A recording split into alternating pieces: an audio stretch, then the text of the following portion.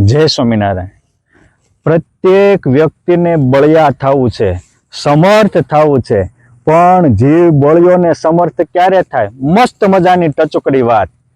એક ગામમાં એક ભાઈના ઘરે સંતો જમવા ગયા, ભગવાનને થાળ કરી અને સંતો પણ પ્રેમથી ભોજન કર્યું. ત્યાં એનો નાનો દીકરો આવ્યો, હૂક લાકડી જેવી એની શરીરની કાયા. એટલે સંતો પૂછે છે કે બેટા, આ થાળ બનાવ્યો છે, તને જલેબી આપી? તો કે હા. સંતો કે મેસૂબ આપી? તો કે હા. સંતો કે મોહનથાળના લાડવા કે મગજના લાડવા આપી? તો કે હા. ત્યારે એના બાપા બોલ્યા કે સ્વામી, આને લાડવો ન ભાવે, મોહનથાળ ન ભાવે, મેસૂબ ન ભાવે, દૂધપાક ન ભાવે, જલેબી ન ભાવે, અને મમરા આવે ત્યાં મોઢું મલકાવે. ત્યારે સંતો કે એ મમરા ખાય એ તો હુકલા કરી જ રહે ને. એ જાડા થવું હોય, બળિયા થવું હોય તો મિષ્ટાન જમવું પડે. મારા વાલીડાઓ, મહિમા એ મિષ્ટાન છે.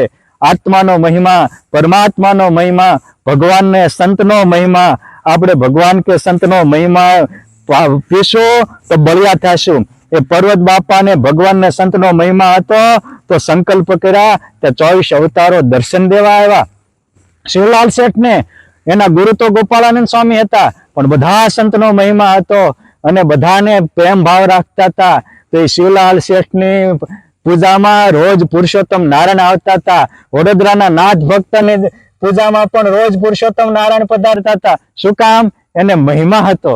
માટે ભગવાન કે સંતનો મહિમા એ તો ધરતી ઉપરનું અમૃત છે, અને આ અમૃતનું પાન કરે એમાં કામ, ક્રોધ, લોભ, મદ, મોહ કાંઈ ન રહે.